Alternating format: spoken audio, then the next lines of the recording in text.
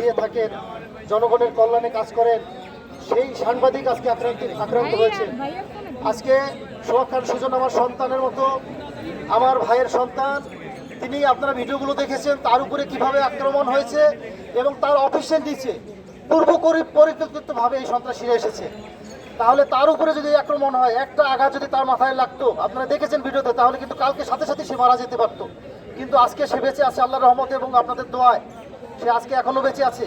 এই সন্ত্রাসীরা এই সাংবাদিক ভাইদের উপরে যেভাবে আরো 4-5 জন সাংবাদিক ছিল তাদের উপর আক্রমণ করেছে এবং জেলা প্রশাসক কার্যালয়ের সামনে, তাহলে এই সাংবাদিক ভাইরা আগামীকাল কিভাবে বিভিন্ন পথে প্রান্তরে ঘাটে গিয়ে সংবাদ সংগ্রহ করবে? তারা কি নিরাপদ?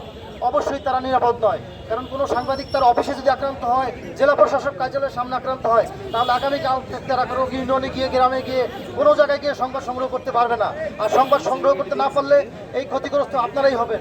এই সাংবাদিক ভাইরা তারা যদি নিরাপত্তা না পায়, এই সরকার, এই প্রশাসন যদি এই আসামিদের দ্রুত গ্রেপ্তার না করে, দ্রুত বিচারের ব্যবস্থা না করে, তাহলে কোনো সাংবাদিক ভাইরা আমার মনে হয় আগামীকাল থেকে তারা কোনো সংবাদ সংগ্রহ করবে, তাদের পেশাগত দায়িত্ব পালন করবে।